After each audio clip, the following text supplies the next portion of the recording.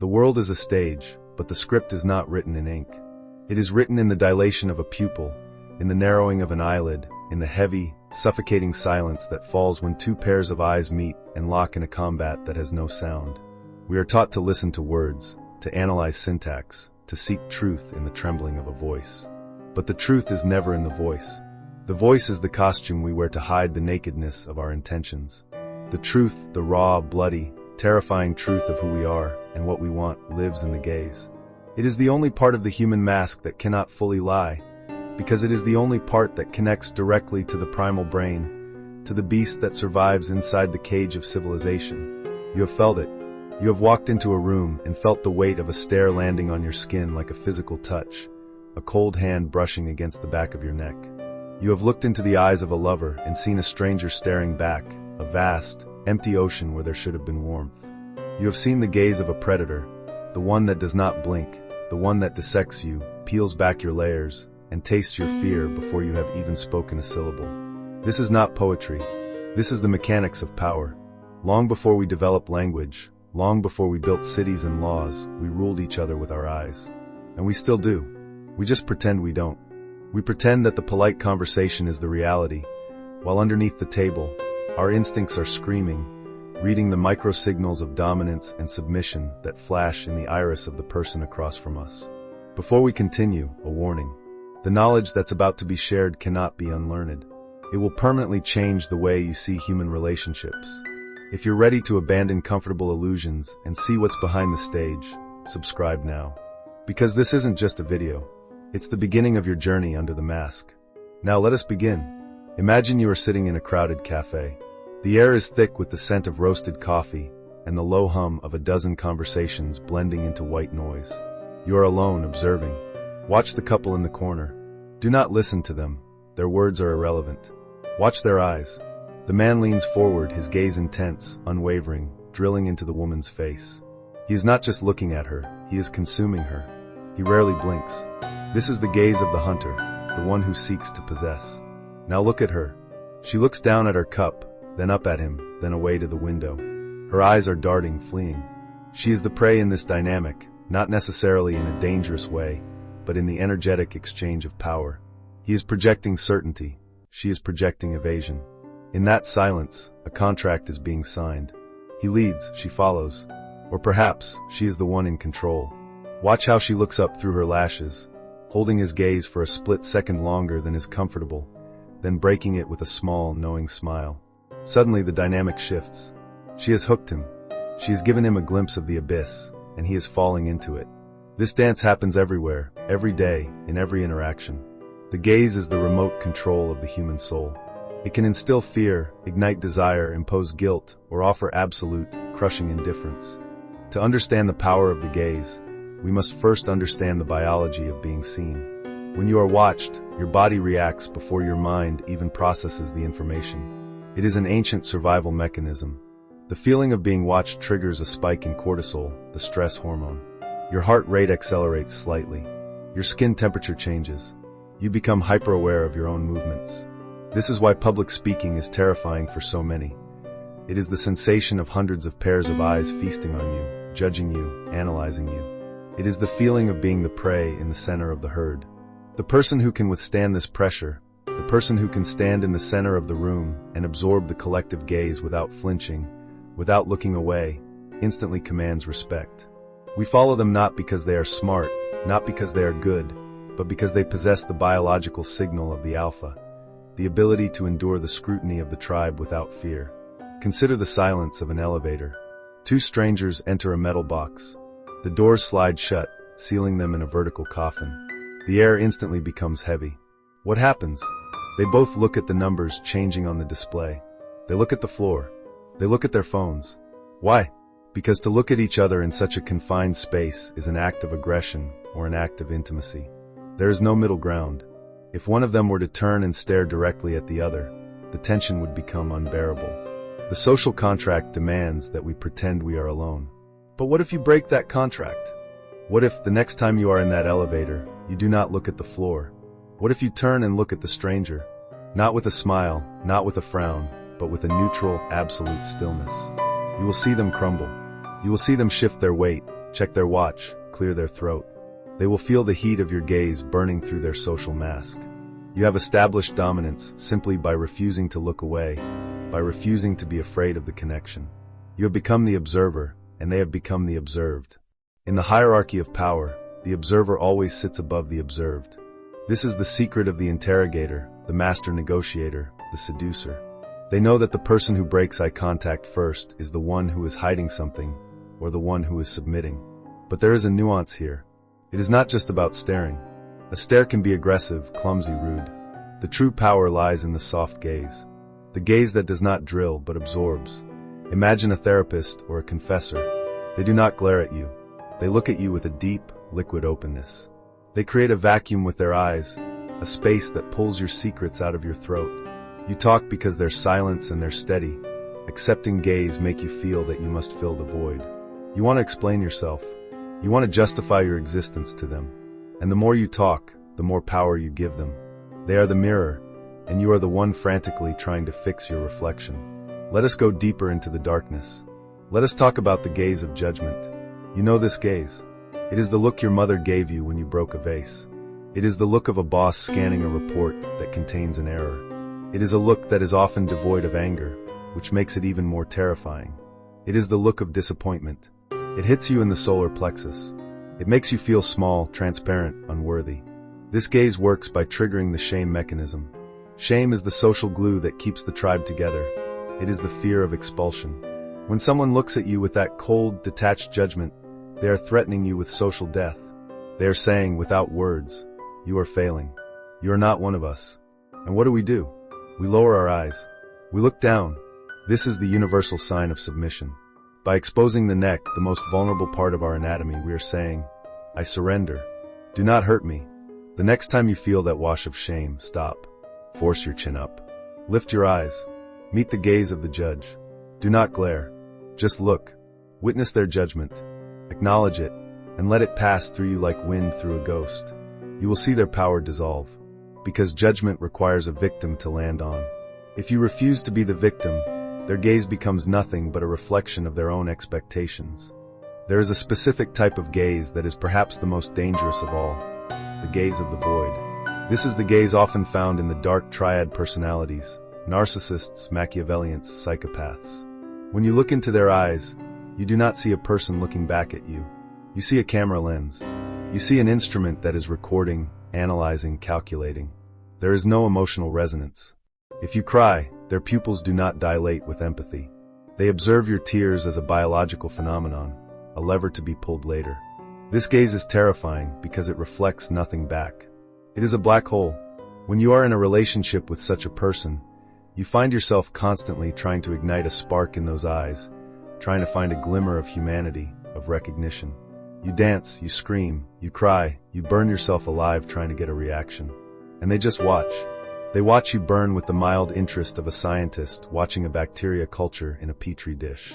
This is the ultimate power move, to be the unmoved mover, to be the rock against which the waves of another person's emotions crash and break. If you ever encounter this gaze, the gaze of the void, do not try to fill it. Do not try to warm it. Run. Or if you cannot run, become a stone yourself. Mirror the void. Give them nothing. But power is not always cold. Sometimes it is burning hot. Let us speak of the gaze of seduction. This is not just about romance. It is about influence. It is the gaze that says, I see you. I see the you that no one else sees. And I accept it. It is a gaze that focuses entirely on the other person, shutting out the rest of the world. When someone looks at you with this intensity, it is intoxicating. It feels like a spotlight has been turned on in a dark room. You feel special. You feel chosen. This is how cult leaders recruit. This is how great con artists work. They give you the gift of their total attention. They make you feel that you are the center of the universe. And in that moment of validation, you will do anything to keep that light on you. You will give them your money, your loyalty, your body, your soul, just to keep them looking at you. To break this spell, you must realize that the spotlight is artificial. They are not looking at you. They are looking at your reflection in their eyes. They are looking at what you can give them. The eyes also betray the lie. The old myth says that a liar looks away. This is false. A seasoned liar, a master manipulator, knows this myth. So they will do the opposite. They will look you straight in the eye. They will hold eye contact for just a fraction of a second too long. It is a performance of honesty. It is unnatural. Normal eye contact breaks and reconnects, breaks and reconnects. It breathes. The liar's gaze is frozen, rigid. They are willing you to believe them. They're checking to see if you are buying the story. If you suspect a lie, do not listen to the words. Look at the blink rate. Is it too slow? Are they staring? Or look at the corners of the eyes. A real smile crinkles the eyes. A fake smile stops at the mouth. The eyes are the dead giveaway. The mouth smiles, but the eyes remain cold, watchful, calculating. This is the reptilian stare, the disconnect between the social mask and the predator underneath. Now imagine a boardroom, a high-stakes negotiation. The air is conditioned and cold. The table is polished mahogany, reflecting the distorted faces of the men and women sitting around it. The CEO sits at the head. He does not speak much. He lets his underlings argue, present data, wave their hands. He sits back, his fingers steeped, and he moves his eyes from one speaker to another. He is gathering data. When he finally speaks, everyone stops. Why? Because he has been hoarding power through silence and observation. Now look at the person who is losing the negotiation. They are blinking rapidly. Their eyes are darting around the room, looking for an exit, looking for an ally. They cannot focus. Their anxiety is leaking out of their eyes. The CEO sees this. He locks onto it. He directs his gaze at the nervous man, a heavy, silent weight. The nervous man stammers, trips over his words. The CEO has not said a thing. He has simply applied the pressure of the gaze. He has used his eyes to suffocate the other man's confidence. This is the boardroom sniper. He kills without a weapon. There is a phenomenon known as the 1,000-yard stare. It is seen in soldiers who have seen too much war, in survivors of trauma. It is a gaze that looks through you, not at you. It is a gaze focused on a horror that is replaying internally. But in the context of social power, you can cultivate a version of this. It is the gaze of detachment. It is the ability to look at a chaotic situation, an argument, a crisis, a screaming partner, and withdraw your consciousness to a point of calm observation. You look at the chaos, but you are not of it. You are behind a glass wall. This infuriates people who are trying to provoke you. They want you to engage, to get angry, to cry. When you give them the detached gaze, you are denying them the emotional fuel they need. You are starving their fire. It is a profound act of self-control. It says, your storm cannot reach me. Consider the power of the upward gaze. In classic iconography, saints and martyrs look up. It is a sign of submission to a higher power, but also of connection to the divine. In a social setting, however, looking up at someone literally, with your chin down and eyes up, is the Kubrick stare of a predator or the submissive look of a child. It depends on the rest of the face. If the brows are lowered and the eyes look up, it is menacing, primal. It protects the neck while locking onto the target. It is the look of a boxer in the ring. If the brows are raised and the eyes look up, it is innocent, pleading. Help me. Manipulators use this doe-eyed look to disarm their targets. They make themselves appear smaller, harmless. They invite you to come closer, to lower your guard. And once you are close enough, the jaws snap shut. Never underestimate the person who looks up at you with wide, innocent eyes. They are often the ones who know exactly where your armor has a chink. And what of the gaze that is denied? The power of ignoring. To look through someone as if they are made of glass. This is the ultimate insult. It is a denial of existence. In the court of Louis XIV, the king's gaze was the sun. If he looked at you, you existed. If he looked past you, you were dead. We do this in high schools, in offices, in social circles. The cold shoulder is primarily a visual rejection. It is a weapon of exclusion. If you find yourself on the receiving end of this, the pain is real. It triggers the same neural pathways as physical pain. But remember the Machiavellian twist. If someone is ignoring you with great effort, they are not ignoring you at all. They are obsessed with you. They are using all their energy to pretend you are not there. Their peripheral vision is locked on you. You are controlling their behavior. The true ignore is effortless. If you see tension in their neck, if they turn their body rigidly away, you have them. They are performing indifference, which means they care deeply. Let us dissect the geometry of the face. There is a hidden map on every human face, a set of coordinates that determines how we are perceived. When you look at someone, where do your eyes land?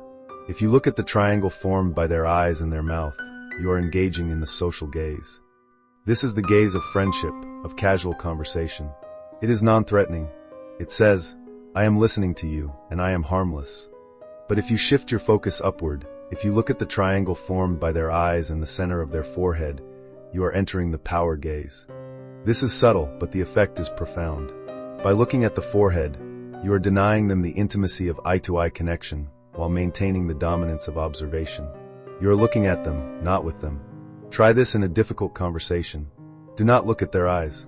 Look at the spot right between their eyebrows. It is incredibly unnerving for the other person. They will feel scrutinized, analyzed. They will feel that you are seeing something they cannot see. It disrupts their thinking. It breaks their rhythm. And then there is the intimate gaze, the triangle that drops from the eyes to the chest. If you use this in a professional setting, it is a violation. It is an attempt to sexualize or diminish the other person. But in a romantic setting, it is the signal of desire. The eyes travel down, tasting the person, then travel back up to the eyes to confirm the connection. It is a question asked without words. Are we just talking, or are we something else?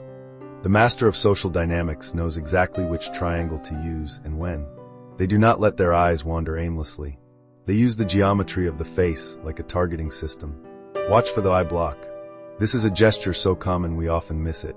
When someone sees something they do not like, something that threatens them or bores them, they will instinctively cover their eyes. They might rub their eyes, touch their eyelid, or simply close their eyes for a moment too long while speaking. This is the brain trying to block out the visual input. It is a child hiding under the covers. If you are pitching an idea to a client and they rub their eyes as you mention the price, stop. They have just rejected your offer visually. They're trying to unsee the problem. Or consider the person who speaks to you with their eyes closed, or looking down the bridge of their nose with half-closed lids. This is the height of arrogance. They are saying, "You are not worth the effort of keeping my eyes open. You are visual noise." It is a gesture of superiority, a way of removing themselves from your presence without leaving the room. The blink is the metronome of the mind.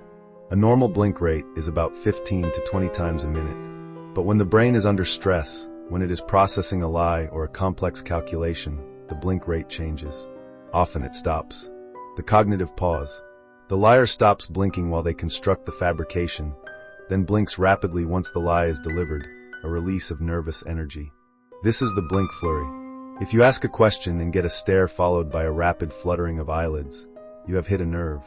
Conversely, the psychopath, the person with a dampened nervous system, may not blink at all. Their stare is reptilian, predatory. It does not break because they do not feel the social pressure to break it. They are not anxious. They are simply watching. On the other hand, the person who is terrified may also freeze. The deer in the headlights. Their eyes widen to take in more visual information, to find the escape route, and they forget to blink. The difference is in the rest of the face. The psychopath's face is relaxed. The terrified person's face is rigid, the muscles taut as wire. We must speak of the pupils. The black holes in the center of the iris. They are the only part of the eye we cannot control consciously. You can fake a smile, you can fake a tear, but you cannot fake a pupil dilation. The pupils dilate in darkness, yes, but they also dilate when we see something we desire. When you look at someone you love, your pupils expand. When you look at a plate of delicious food, they expand. It is the brain saying, "I want more of this visual data." This is why candlelit dinners are romantic. The low light forces the pupils to dilate, mimicking the look of love. But pupils also dilate in fear. It is the body preparing for fight or flight, opening the aperture to see the threat clearly. So, if you are negotiating and the other person's pupils suddenly expand, ask yourself, are they attracted to the deal, or are they terrified of the consequences? The constriction of the pupils, the pinpoint look, is the sign of anger or revulsion. The snake eyes. When we see something we hate, the pupils shrink to block it out. If you see those pinpoints aimed at you, tread carefully. Violence, verbal or physical, is often close behind. There is a Japanese superstition about sanpaku eyes, 3 whites. This is when the white of the eye is visible either above or below the iris. If the white is visible below the iris, it is said to denote a person who is struggling, someone who is physically or spiritually imbalanced, a tragic figure. Think of the eyes of Marilyn Monroe or Princess Diana in their most vulnerable moments. The eyes look up, pleading, while the head is slightly down. It is the look of the victim, the one who is overwhelmed by the world. But if the white is visible above the iris, that is the sign of the dangerous mind. The psychopath, the person who is disconnected from their own humanity. The eyes are rolled down, the head tilted back. It is the look of someone who believes they are above the laws of God and man. Whether you believe the superstition or not, the psychological impact is real. We are wired to find these deviations from the norm unsettling. We instinctively recoil from the eye that shows too much white. It looks wild. It looks untamed. Let us step into the interrogation room. The walls are gray. The mirror is one way. The detective sits across from the suspect. The detective knows that the gaze is his primary weapon. He does not sit across the table. He moves his chair to the side, invading the suspect's personal space. He leans in. He stares at the side of the suspect's face. The suspect is trying to look anywhere else. He looks at the door, the desire for escape. He looks at his own hands, the desire for comfort. He looks at the ceiling, the desire for divine intervention or a fabricated story. The detective waits. He uses silence as a hammer. He waits for the suspect to look at him. And when that eye contact happens, the detective holds it. He does not blink. He sends a message of absolute knowledge. I know what you did. I can see it in you. The suspect feels the weight of that gaze. It feels like a physical pressure inside the skull. The guilt, if it is there, begins to boil. The suspect looks down, shame. He looks away, evasion. But the detective keeps staring. He is the external conscience that the suspect is trying to silence. Eventually, the pressure becomes too great. The suspect speaks, just to break the silence, just to stop the staring. I didn't mean to do it, he whispers. The gaze has won. The truth has been dragged out by the eyes. But what if you are the one being interrogated? Not by the police, but by a partner, a boss, a parent? How do you defend yourself against the weaponized gaze? You must learn the art of diffusing. Do not look down. Do not look away. But do not engage in a staring contest, because that is a battle of egos, and if you are in the weaker position, you will lose. Instead, look at their nose. Look at their ear. Look at the space just past their shoulder. By doing this, you are staying in the engagement. You are not submitting, but you are not accepting their frame of reality. You are present, but you are elusive. You are like smoke. They cannot pin you down with their eyes because you are not locking into their targeting system. You are there, but you are unreachable. This drives a controller crazy. They want the lock. They want the submission. Deny them that, and you keep your power. We are living in the age of the digital gaze. Look around you on the subway, in the street, at the dinner table. Where are the eyes? They are cast down, bathed in the blue light of a screen. We have become a species that looks at pixels more than we look at pupils. This has created a profound weakness in the modern human. We are losing the ability to read the micro-expressions of others. We are losing the ability to sustain eye contact. When we do look up, our eyes are often glazed, unfocused, still processing the rapid-fire images of the digital world. This creates a massive opportunity for the observer. In a land of the blind, the one-eyed man is king. In a land of screen zombies, the person who looks up, the person who looks around, is a god. Next time you are in a meeting and everyone is checking their phones, do not join them. Put your phone face down on the table. Sit back. Look at them. You will see the top of their heads. You will see their vulnerability. And when they finally look up, they will see you watching them. In that moment, you are the only real person in the room. You are the only one who is present. This gives you an immediate psychological edge. You are the adult in a room of distracted children. But there are eyes that are empty for a different reason. The dead eyes. You see this in people who have dissociated, people who have checked out of reality to survive a trauma. The lights are on, but no one is home. The pupils are often dilated, but the focus is nowhere. It is a flat, matte look. If you see this in a partner during an argument, stop screaming. They are not hearing you. They have retreated into a bunker deep inside their mind. You are shouting at a shell. To reach them, you must lower your voice. You must soften your gaze. You must call them back gently. On the other hand, there are the crazy eyes. This is not a medical term, but we all know what it means. The eyelids are retracted, showing the white all around the iris. The eyes are wide, unblinking, darting. This is a sign of high sympathetic nervous system arousal. Adrenaline is flooding the system. This person is ready to snap. They are in a state of hypervigilance. Do not make sudden movements. Do not challenge them. They are a loaded gun with a hair trigger. Let us switch the polarity. The bedroom eyes. What is this really? It is the look of high oxytocin and dopamine. The eyelids droop slightly, the heavy lids. This is a sign of relaxation, of surrender. The pupils dilate to take in the beauty of the partner. The blink rate slows down. It is a gaze that says, I am safe with you. I am open to you. It is the opposite of the predator's stare. It is the gaze of the prey that wants to be caught. If you want to project seduction, do not stare intensely. That is creepy. Instead, relax your face. Let your eyelids get heavy. Look at their lips, then their eyes. Soften your focus. Imagine you are touching them with your eyes. The energy you project will be felt. It is a magnetic pull, not a piercing push. How do you train your gaze? How do you develop the iron eyes that can withstand the pressure of a boardroom or an interrogation? You must exercise the muscles of your eyes and the muscles of your will. Start with the candle exercise. Light a candle in a dark room. Sit comfortably. Stare at the flame. Do not blink. Let the tears come if they must. Focus on the blue part of the flame, the center. Breathe deeply. Try to merge your consciousness with the flame. Do this for 1 minute, then 2, then 5. You are training your eyes to hold a fixed point without wavering. You are training your mind to stay still. When you can look at a flame for 10 minutes without looking away, looking at a human being will be easy. Or try the dot on the wall. Put a black dot on a white wall. Stand 3 feet away. Stare at it. Pour all your mental energy into that dot. Imagine you are drilling a hole in the wall with your eyes. This develops the piercing gaze, the look of intense concentration that makes others feel pinned down. Finally, let us witness the death of a relationship. Not the signing of the divorce papers, but the moment it actually ends. It happens in the eyes. A couple sits at a kitchen table. He is talking, pleading, promising to change. She is looking at him. But she is not really looking at him. She is looking through him. Her eyes are clear, calm, and utterly indifferent. The anger is gone. The tears are gone. There is only a smooth, glass-like surface. He sees it. He stops talking mid-sentence. He knows. He has seen the light go out. That gaze is the most final thing in the world. It is the gaze of a door that has been locked and the key thrown away. There is no hatred there, only the absence of love. It is the void. And in that moment, he realizes that no amount of words, no amount of shouting can bridge the distance. The gaze has already left the building.